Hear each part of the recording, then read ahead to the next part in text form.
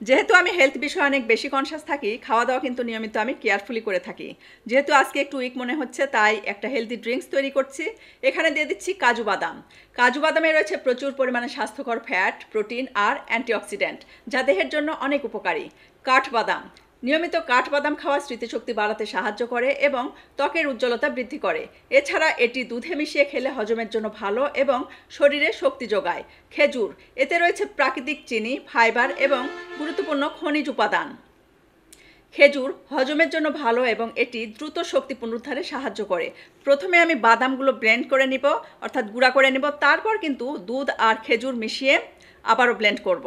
যদি মনে হয় যে আপনার শরীরটা দুর্বল লাগছে বা উইক লাগছে, সাথে সাথে কিন্তু এ ধরনের হেলদি ড্রিঙ্কস খাবেন এবং দেখবেন কিছুক্ষণের মধ্যে আপনি কিন্তু আবার স্বাভাবিক বা সুস্থ বোধ করছেন এবং আরাম পাবেন, সাথে প্রচুর পরিমাণে এনার্জি পাবেন, পুষ্টি পাবেন।